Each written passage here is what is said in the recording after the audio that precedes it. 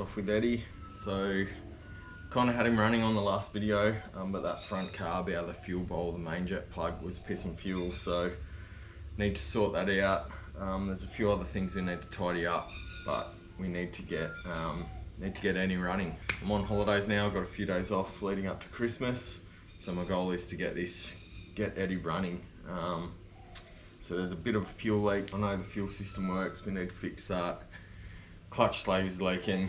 I think some of the fittings into this booster might be leaking, but it all needs another good bleed.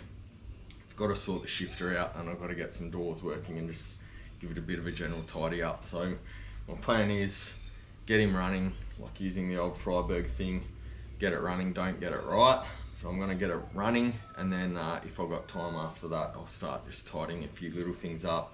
My goal is I'm going to take this to Pete's moonshine run at the start of Feb, at Pete's Hot Rods and Restos out at near Stanthorpe, Cotton Vale, I think the suburb is. It's a good show, but I want this running by then, so I want to get it running and then go through and just, as I get time, tidy a few little things up, some wiring, a few little leaks here and there, and just get everything right so it's good out there. So the car will be rough, but mechanically it's had quite the birthday, as you've seen in the other videos. So yeah, anyway, we'll stop talking. We'll get this thing running without any fuel leaks. That'll be a big tick, and then we'll work through the rest of the list of stuff we've got to do on it. So as always, thanks for watching. Like, comment, subscribe, all that business. Yeah, stoked with the love that Eddie's getting on these videos, so it's good to see. Anyway, let's get into it. Alright, you can see the fuel leaking out of that main plug, so that's not ideal. Also got a little leak in some of these fittings, so I need to tidy all that up. Under this main plug, there's a little copper washer. That can be a bit of a pain, so that's leaking quite badly. We'll need to sort that out and try and get this thing running. Alright, so let's tighten some of this up and try and fix this up as well. Alright, so I've pulled the plug out, and I don't know if you can see, but there's the little copper washer that I was talking about. So that just seats in there, and yeah, they can be a bit prone to leaking. So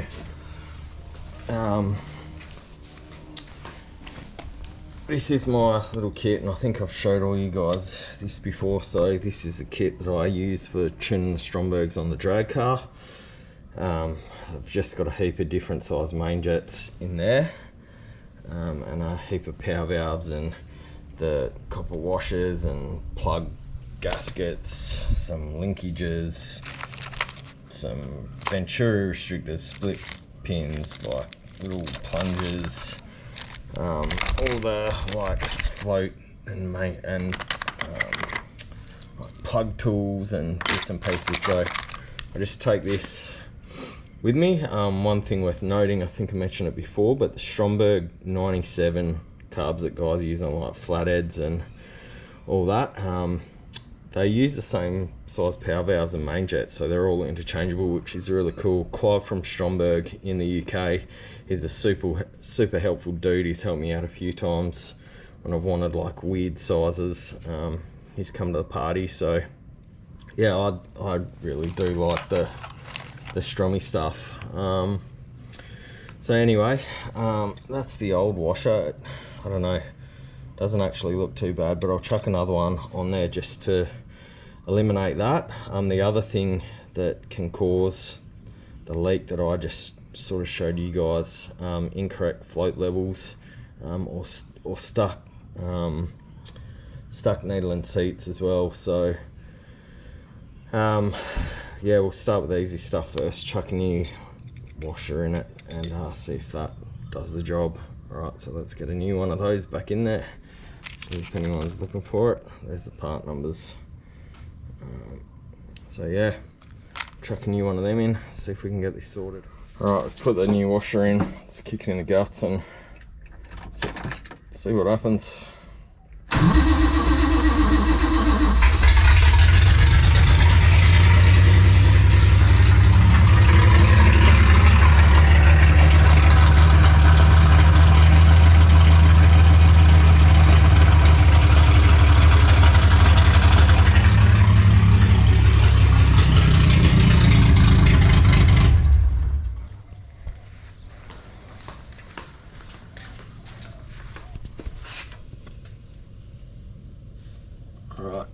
see the fuel is pissing out, so that's not good. So we've fixed the leak here, which is good. Snip that up, but the new washer hasn't made any difference to that leak there. Onto a hot exhaust, which is not ideal, so we need to get this sorted. Right, as we saw, that didn't fix it, so I'm thinking it's either like a stuck needle and seat or something going on with the float.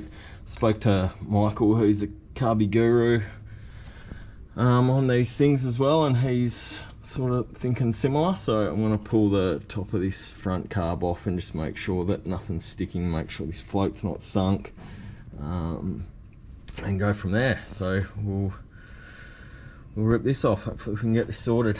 So to pull this off, we'll need to take the air filter off, which is that. I'll take the base off just to give me a bit more room to get to these screws. It's really easy to round the heads of them off. I'll have to disconnect this front choke. Just, you want to make it as easy as you can. So the spring will need to come off, so I can just not round these screws off and get the top of this carby off. So we'll undo that, undo the choke, undo this spring, and then we got the screws around the top. Pull the top off, and go from there. Right, I got the gear off the top of that. Just gotta move the choke out of the way so it doesn't stab me in the eyeball. But yeah, I've got all those screws off. You just got to be super gentle with those screws. It's easy to pull the threads on these carbies and also round the screws out. But anyway, I've got them off. Still attached with the sort of fast idle lever. But you can just sort of lift him up and sort of tip him over there like that without hopefully damaging anything. Right, so then here's the float. So float is full of fuel, but you can see it's floating. I think this needle seat might be a bit stuck though, so we'll have to have a bit of a play with that. Okay, so I've had to pull all the fuel line off so I can get to the needle and seat. So as I said before, you can see the float is floating, so I don't think that's a problem. But here's the needle and seat, so I'll pull this apart so you can just see there's your little needle. So we'll just give all this a clean out and make sure it's not stuck. When I pulled it out, I don't know, kind of did feel like it was a bit stuck in there, but yeah, we'll just give it a good clean out and throw it back together, see if that fixes the problem. Okay, sorry about the shitty lighting, but I've got the needle and seats here. They actually didn't look too bad. There was no crap in there that I could see, but anyway, I'll give them a hit with some throttle body carby cleaner, and just blow them out, make sure there's nothing in there, chuck them on and see if that makes any difference. Anyway, let's do it, see how we go with this. Okay, so it's all back together. Haven't put the tops on. I didn't really notice anything that looked out of the ordinary, except I don't know if you can pick it up on the camera, but I did notice on both the carbs there is like a little bit of like, I don't know, it almost looks like it could be sand,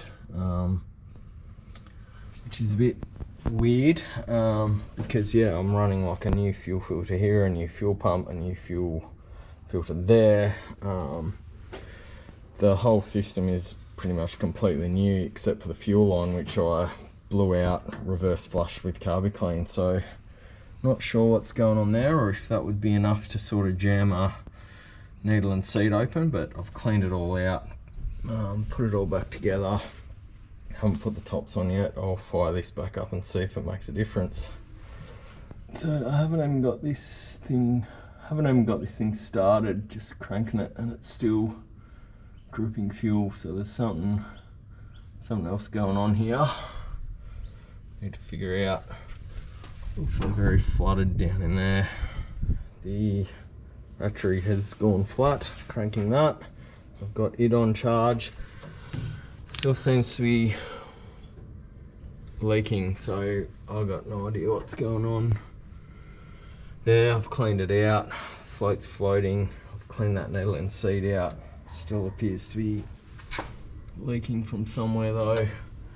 But anyway, while that's charging, I'm gonna just move on and tidy up a few of these other little things. So dodgy wiring here, I'll tidy that up. I've got a new throttle pedal for it. There's a heap of play in that other pedal, so I'm gonna chuck that on there as well.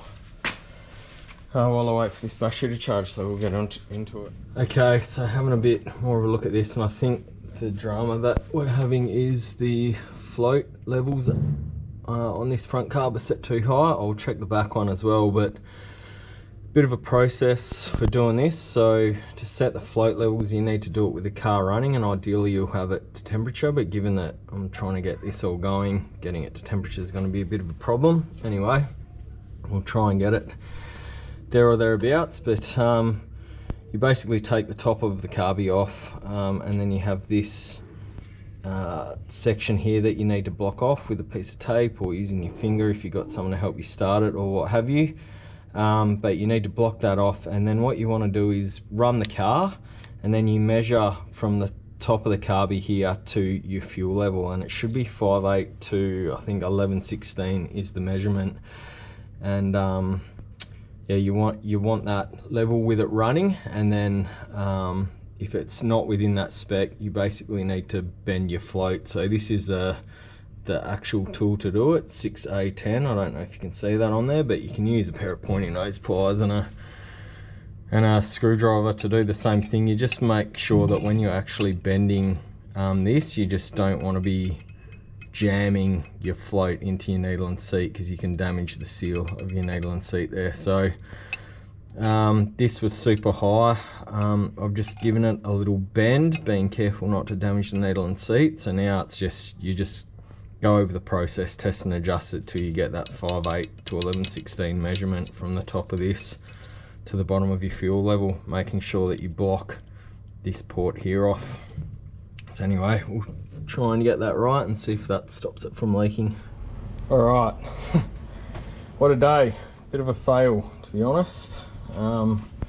So I had the tops on and off these carbies more times than you can imagine. I swapped the needle and seats between the two, and no matter what I did to this front carby, like I bent the float, what's happening is this front carby's flooding. Now the float's floating, the needle and seat's clean. I swapped the needle and seat between the two carbies. No matter what I did to the float on this front carb, it would just keep flooding. So I don't know, I think something might be up with that float. I need to have a look at it and figure out what's going on there. But honestly, it got to the point where no matter what I was doing, it wasn't making a difference. I'd waste half a day mucking around with it, so I've just ripped it off, and I've chucked on just the single carb that was on this engine originally. So I know that this is a good carb.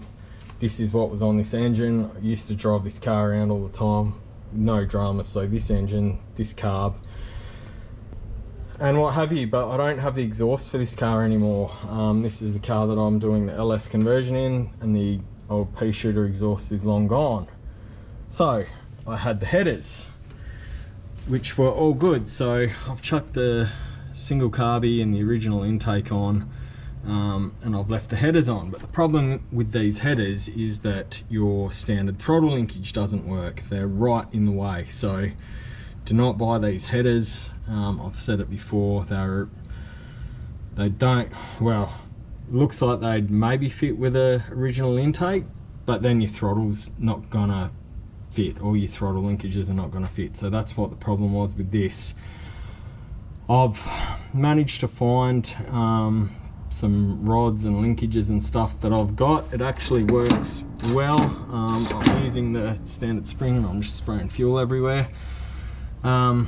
So it was a bit of rooting around, but I got it sorted in the end, and it's working. It's actually got a really good pedal feel. I chucked a new pedal in it, which I mentioned before. So it's just taken some of the slop out.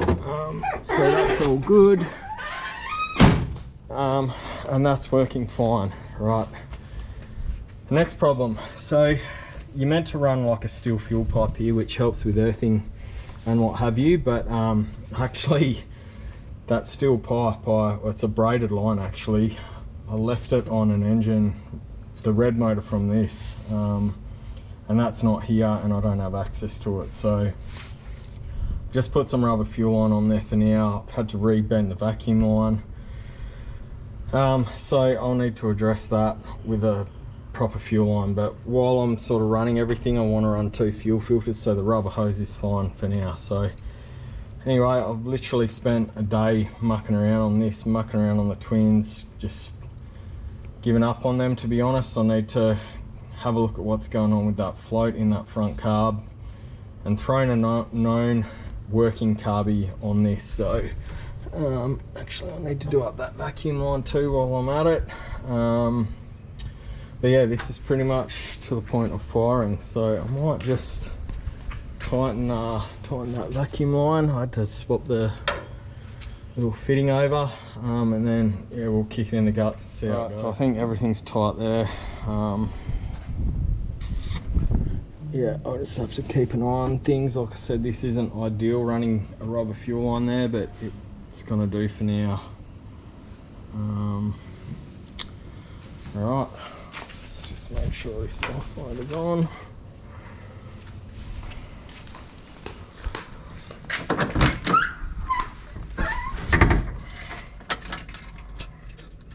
Alright, we've got ignition. There we go. Straight off the tee.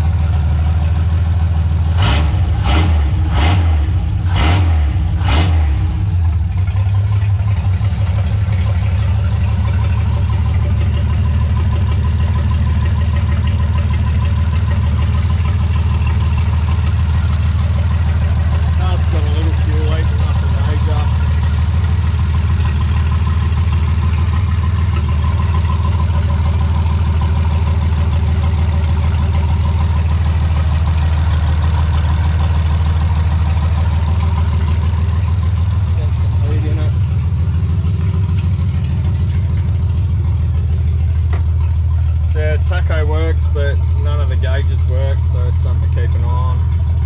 Anyway, success. It's good to finally get a bit of a win. So yeah, anyway, looks like the single's staying on it for now, until I can figure out those twins. Doesn't seem to be any leaks in here. The carby's got a little bit of a leak happening. There's a bit of heat in it, but nothing too bad. So yeah, I'm gonna pack up and call that a day. Okay, it's the next day. So not as impressive as having twins, but I really need to get this thing running. I've got an absolutely full shed at the moment, and I've got the FB, which has been a 2-year build, doing the LS conversion in that I need to get back and start doing some body work and stuff on. So I need all my cars running and driving. I can't afford to have stuff just sitting here that's a pain in the ass to move. So it's a bit, I guess, defeatist, but the twins will end up back on this. I just don't have time to sort them out at the moment, and I need this car running and driving. So as I said yesterday, I've thrown the single on here. I've been looking and cleaning up the shed as I go, because like I said, I really need to make some room. I found like the old steel fuel pipe, so that's good. I mentioned yesterday about the braided fuel hose. So the braided fuel hose would normally go from your fuel pump to your steel fuel line. And I've also fitted like the old glass bowl type fuel filter, fuel pump, sorry, to this as well. So this was what was on this engine when it was in my wagon, which now has the LS. So yeah, I've put the original fuel pump, well, not the original, but the fuel pump that was on this engine, I've put it on there, put the steel fuel line on there. But yeah, I'm not running that braided line that I talked about, which is also used as an earth on these things, so you got to be a bit careful with it so you're not getting stray current through weird places. So I'm gonna have to make up a little earth from the battery to the body, and from the engine to the body as well, but it's a minor job. I'll get to that in the not too distant future. I'll just make something up and get it on there. That should be all good. I've tidied up in here, like this wiring, there was weird joints and stuff on it. I've sort of given it a bit of a tidy up. I've sort of retaped some wiring in there and just neaten it all up. So this is as good as like I'm going to get on this thing. All the radiator's been redone, that's bolted in. So yeah, the engine bay is pretty much done on this. Oh yeah, I've re-tapped the battery hold down, so that's gripping the battery properly. Like I said, the original linkage didn't work with these extractors, so that's all like sorted out, and this thing's pretty much, I'm going to call it the engine bay side of things done. Like I mentioned on the triples, so when I had this thing running yesterday, I noticed that so this has got some Smith's gauges in it. They're not working. So again, when I was cleaning up, I've got like some Mooneyes gauges that were in the dragster. So I've got a temp, oil pressure, a volt gauge. So I'll throw those in. It's a bummer, like I really like the Smith stuff. It's more sort of, I don't know, like Aussie period for this sort of stuff, but yeah, they're not working, so can't do much about that. I'm going to throw these in there so I've got something to look at. And yeah, the twins, like I said, they will end up on the car, but for now I just need to get the thing running. Like, I swapped the needle and seats around, front carb still leaked, like the float seems to be working. No matter what I did to the float adjustment on this, it was still flooding. Like, I've got this float bent up to where it's like hitting the top of the air horn, or the bottom of the air horn. No matter what I was doing to it, it wasn't making a difference to the float level. So there's something going on there. Body might have a crack in it. Like, if this has been over tightened, I don't know. I haven't looked at it. I just needed to get the car running and driving. I'll look at these in the future and get them on the car when they're sorted out. So anyway, that's that stuff. Oh yeah, and there's the fuel pump and stuff. So it's all going to be bolt on when I get around to sorting it. But the priority for me at the moment, like I said, is having all my stuff running and driving, because I have an EK up the back. You know, the old man's Monaro's here. That thing's for sale if you're after a good CV8Z Monaro. Super clean one here for sale. He's moving back to WA and has no room for it. I've got the hamster up there, the wagon there, Daily here, and Eddie sitting out here now. So I need him driving so he's not in the way. He's pretty much sorted. Like, haven't had this thing running since this morning just to make sure there's no leaks, and he's pretty much to the point where I'll have to just turn that isolator on.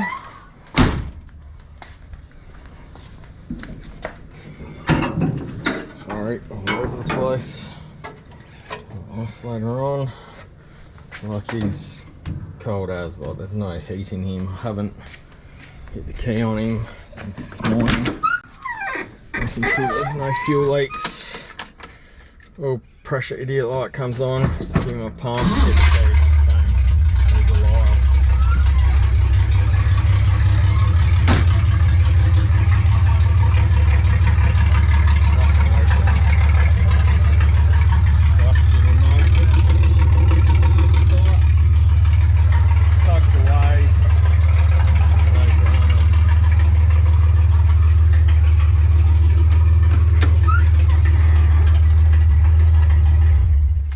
So yeah, he's first pop of the key, no dramas. So yeah, a few more little things to do. So like I said, the engine bay is pretty much sorted, bar from some earthing which I'll sort out. And then the next sort of thing to tackle is getting the gauges working and tidying up some of the wiring and stuff in here, getting these doors working. So that's the next thing on the list. So Eddie's running and driving. Actually, there's one more thing I want to show you guys. Something a bit different. Had 86 mils of rain, 24 hours, so shed's had a bit of water through it. Dragging things out and cleaning it up. Found some old skirts off the old wagon. Thrown them on Eddie just for something different. Get them out of the way while I do it. But also just had a special delivery, or I've picked up the special delivery from Head Stud Developments. So this was the engine out of the Grey Ghost, spun a bearing. Been down there, had a bit of a rebuild, different cam. This is now going to be a B engine or a street engine that'll end up in my EK sedan. So anyway, we've unloaded it, let's dress it up, put it back in the shed, something a little bit different. So bit of a early Christmas present to myself, I guess you could say. Well, yeah, every time you spend money on this sort of stuff. But so this was the engine out of the Grey Ghost, my ham dragster. Which was actually also in Lindsay Wilson's old Salt Ute. So I had some bearing issues with this engine. I won't go into the details of it, but it's now been freshened up. The bottom end, we were able to save it. We sort of just gave it a reground. It's not suitable for a race engine anymore, but it's good enough for a street engine. So this has the good head on it. It's got, you know, the bottom end main bearing bridges and stuff in it. New set of bearings, all reground, all rebalanced, Mickey Mouse, ready to go, perfect for a street engine. Taking the big thumping race cam out of it. It's just got a Wade a Clive cams, like his 82 grind equivalent in it. Triple Stromies. Yeah, it's got a few good little bits and pieces in it. It's probably not what I want like for the race engine, but it will be a good little street engine. So this will end up in the wife's EK, which will be another project down the track. But yeah, Specco headers. It's got the triple carb manifold that I was running on the Grey Ghost.